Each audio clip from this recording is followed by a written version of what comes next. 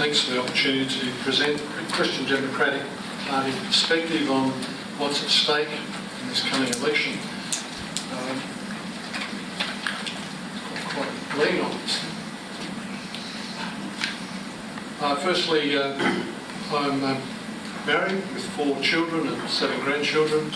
I was an industrial arts teacher for 12 years in South Australia before moving over here in '96 to start a small business at Kempsey. Before that I had a small business in South Australia, a bicycle and lawnmower business, so I know about pedalling bicycles and going too slow.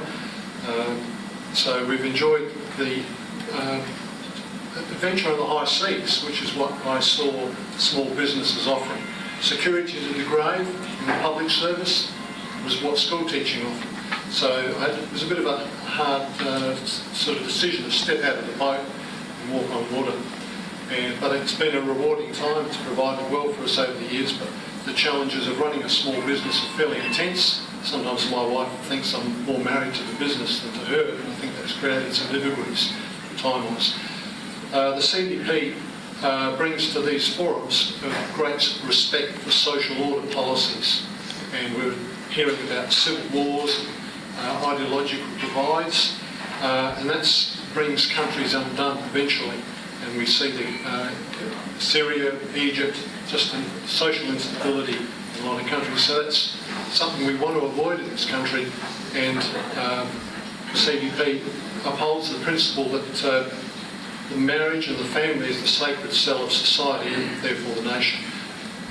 We believe that children should honour their parents, their father and their mother.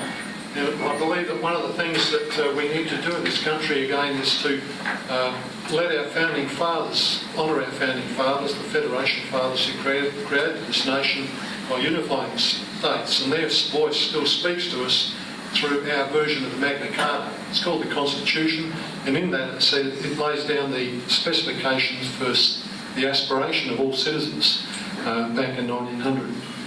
And that was that people would humbly rely on the blessing of Almighty God. Now, as you probably realise, that is now becoming more and more questionable, because people are becoming, rather than humbly reliant, there's a proud defiance starting, which is going to create, it's creating problems, because God's ways work, and that's what the Christian Democratic Party upholds as Christian values. And even the Russians have become notorious recently because they've had to reintroduce some of those Christian values, particularly respect for marriage and celibacy before marriage and fidelity in.